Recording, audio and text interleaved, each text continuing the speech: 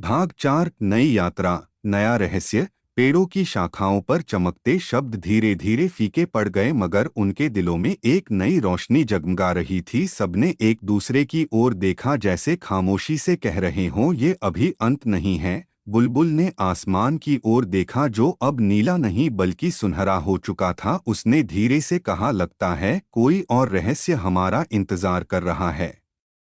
अचानक जमीन पर वही जादुई संदूक हिलने लगा। उसमें से एक नन्हा सा परिंदा निकला, सफेद नरम पंखों वाला, और उसकी चोंच में एक चमकता हुआ कागज था। उसने कागज ज़ियाब के कदमों में गिरा दिया और फिजा में उड़ता हुआ गायब हो गया। ज़ियाब ने कागज खोला, उस पर सुनहरे अक्षरों में लिखा था, जब पहला खजाना पा लिया जाए तो दूसरा खुद तुम्हें तलाश करता है। दक्षिण की वादी में वह रहस्य छुपा है जो वक्त की जंजीरों को तोड़ सकता है, मगर याद रखो, यह यात्रा तुम्हें सिर्फ तुम्हारे दिल की रोशनी से मिलेगी। आलिया ने हैरानी से पूछा, वक्त की जंजीरों को तोड़ने का मतलब क्या है?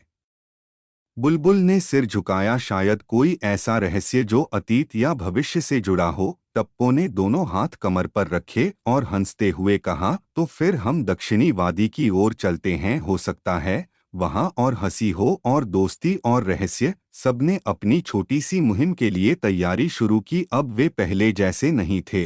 हर किसी के दिल में आत्मविश्वास, आंखों में चमक और कदमों में नई ऊर्जा थी। यात्रा की शुरुआत होते ही रास्ते में पेड़ गाने लगे, हवाएं सरगोशियां करने लगीं और कहीं दूर से बांसुरी की